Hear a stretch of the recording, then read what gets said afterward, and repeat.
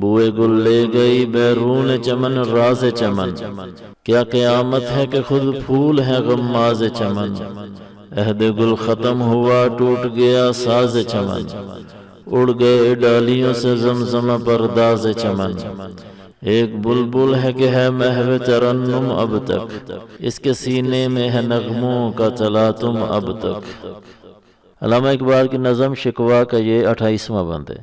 پہلے شعر میں بوئے گل سے مراد پھول کی خوشبو، بیرون چمن سے مراد چمن کے باہر، اور راز چمن سے مراد چمن کے راز، اور اسی طرح غماز چمن سے مراد چمن کی جاسوسی کرنے والے یا غدار ہیں۔ مطلب یہ کہ مسلمانوں کے زوال کی بنیادی وجوہات میں سے ایک یہ بھی ہے کہ ان کے اندر سے غدار نکل آئے۔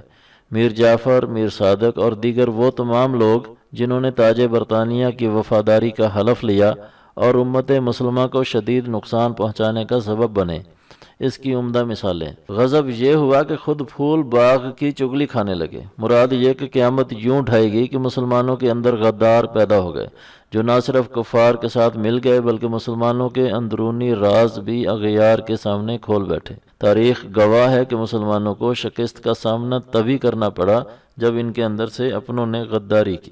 دوسرے شعر میں عہد گل سے مراد پھول کا دور، ساز چمن سے مراد چمن کا ساز یعنی چمن کی رونق، اور زمزمہ پرداز سے مراد نغمے سنانے والے۔ مطلب بہار کا موسم ختم ہو گیا، یعنی امت مسلمہ کے عروج کا دور ختم ہو گیا۔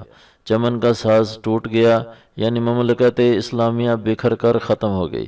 مسلمان تتر بتر ہو گئے، گیت گانے والے ڈالیوں سے اڑ گئے، یعنی اللہ کا نام لینے والے دین اسلام کا پرچم اور توحید کا نعرہ بلند کرنے والے ہر جگہ ناپید ہو گئے۔ آخری شعر میں محو ترنم سے مراد گیت گانے میں مصروف، تلاطم سے مراد جوش ہے۔ مطلب صرف ایک بلبل رہ گئی جو اب تک گانے میں مگن ہے۔ یہاں علامہ صاحب اپنا بتا رہے ہیں کہ اب وہ ہیں جو ہر وقت صدائے حق بلند کرتے رہتے ہیں اور دین حق کی سربلندی کے نغمے گاتے رہتے ہیں۔ اس بلبل کے سینے میں ہر لمحہ نغموں کا ایک طوفان برپا رہتا ہے۔ ان نغموں سے مراد ان کی اپنی شاعری ہے، جس میں وہ کبھی مسلمانوں کا ماضی یاد کرتے ہوئے اس پر فخر کرتے ہیں اور کبھی موجودہ زوال کا رونا روتے ہوئے فریاد کرتے ہیں۔ یہی بے بسی تھی، یہی تڑپ تھی اور یہی دکھ تھا جس نے علامہ صاحب کو شکوہ جیسی شاہکار نظم لکھنے پر مجبور کیا۔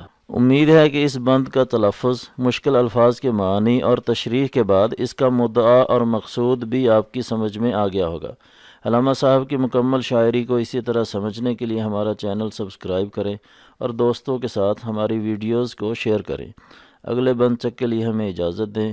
والسلام علیکم ورحمۃ اللہ وبرکاتہ۔